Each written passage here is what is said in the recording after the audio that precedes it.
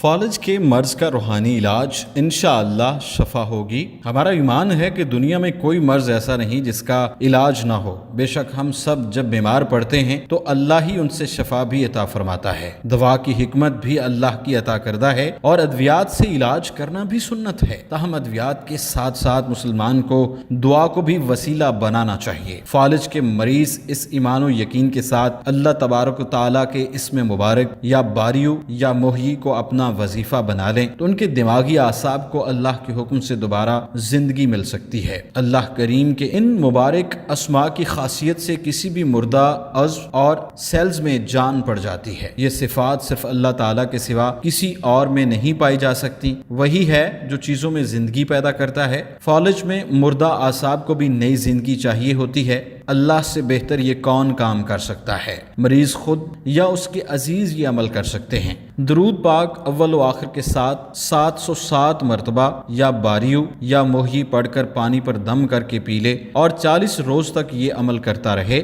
اس دوران میڈیکل علاج بھی ساتھ جاری رکھے تو انشاءاللہ جلد شفا مل جائے گی۔